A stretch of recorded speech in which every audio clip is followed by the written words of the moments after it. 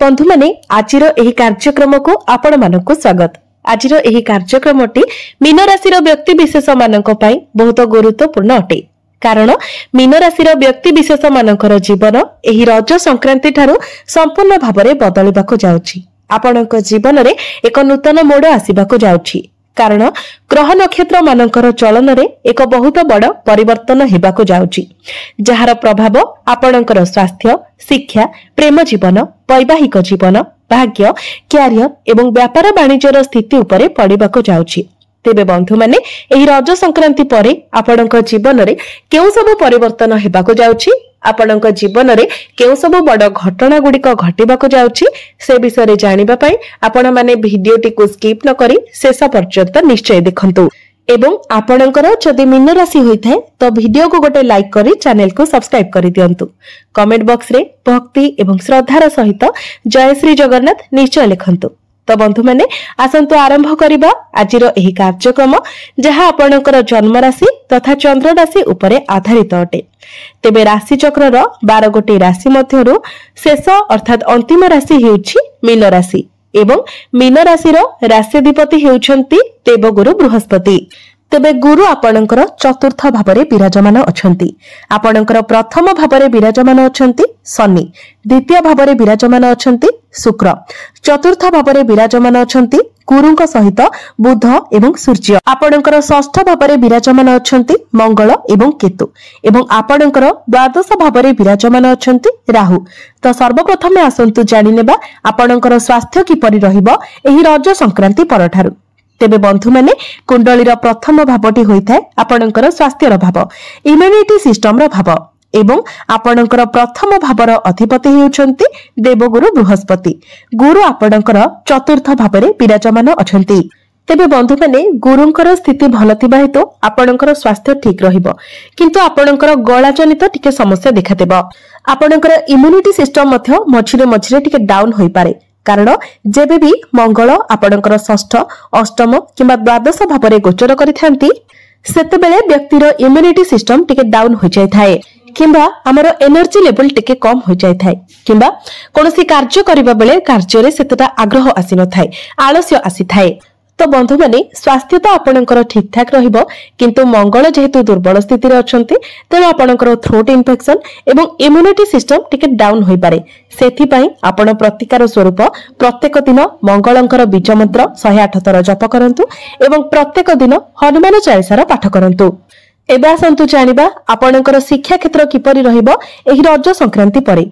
तेबे बंधु माने कुंडलीर पंचम भावटी होइथाय आपणक शिक्षार भाव। आपणक पंचम भावर अधिपति हेउछंती चंद्रमा, जे कि प्रति 2 दिन रे निजर राशि परिवर्तन करिथांती। तेबे बंधु माने गुरु, बुध एवं शुक्रंकर स्थिति भल रहिथिबा हेतु आपणकर पाठ पढ़ा बहुत भल रहिबो। जदि एही रज संक्रांति परे आपण किछि एडमिशन लेबा पई चाहुचंती, किछि फॉर्म फिलअप करबा पई चाहुचंती, किबा आपणकर एग्जाम अछि, आपण कॉम्पिटिटिव एग्जाम देबाकू जाउछंती, तो निश्चित भाबरे सेथिरे आपणको सफलता मिलिबो।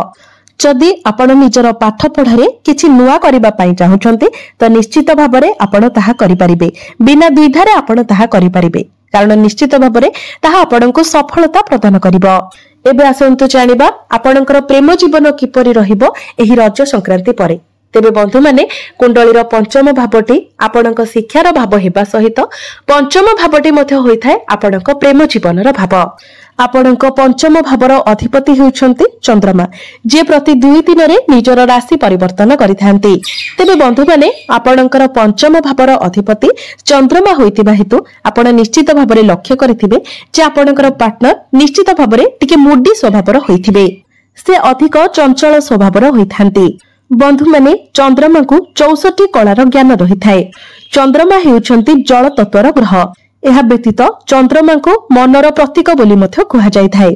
अर्थात हठात करी से कोनोसी कथारे बहुत खुशी होई जिबे एवं हठात करी कोनोसी कथारे बहुत दुखी मध्य होई जिबे, अपसेट होई जिबे। आपण निश्चित भाबरे एहा लक्ष्य करी। किंतु बंधु माने रज संक्रांति परे आपणकर प्रेम जीवन बहुत भल रहिबो। आपणक मध्यरे बहुत भल अंडरस्टैंडिंग रहिबो। आपणक मध्यरे कनेक्शन स्ट्रांग हेबो। आपण परस्पर को बहुत भल भाबरे बुझी पारिबे, कारण आपणकर राशिर स्वामी गुरु केंद्र रे चतुर्थ भावरे विराजमान अछंती। जहा फଳରେ आपणଙ୍କ ମଧ୍ୟରେ मैच्योरिटी लेवल अधिक रहिबो आपणଙ୍କ ମଧ୍ୟରେ ज्ञान अधिक रहिबो आपण निजे ही भलो भाबरे सब किछि एडजस्ट करि परिबे। एबे आसंतु जानिबा आपणकर वैवाहिक जीवन किपरि रहिबो एही रज संक्रांति परे। तेबे बंधु माने कुंडलीर सप्तम भावटी होइथाय आपणक वैवाहिक जीवनर भाव आपणक जीवन साथीर भाव। आपणक सप्तम भावर अधिपति हेउछन्ति बुध। बुध आपणकर चतुर्थ भावरे विराजमान अछन्ति तो निश्चित भावरे बुधंकर स्थिति बहुत भल रहितबा हेतु आपणकर वैवाहिक जीवन मध्य बहुत भल रहिबो आपणक मध्यरे भल पाइबा बढ़िबो ताळमेळ भल रहिबो बुझामणा भल रहिबो। पूर्वरु जदि आपणकर वैवाहिक जीवन रे कोनोसी प्रकारर भूल बुझामणा थिला कोनोसी प्रकारर मनांतर मतांतर रहितिला से सब किछि दूर होइजिबो। जदि आपणक जीवन साथींकर स्वास्थ्य रे किछि समस्या थिला तबे ताहा मध्य दूर होइजिबो। आपण दुई जण मिसी केवाडे बुली जिबा पई भाबी पारंती प्लानिंग करि पारंती आपण निज जीवन रे किछि बेटरमेंट पई चिंता करि पारंती। एबे आसंतु जानिबा सबठारो महत्वपूर्ण विषय वस्तु आपणकर भाग्य कैरियर एवं व्यापार वाणिज्यर स्थिति किपरि रहिबो एही रज संक्रांति परठारु।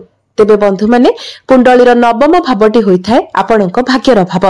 आपणक नवम भाव अर्थात भाग्य भावर अधिपति हेउछन्ति मंगल।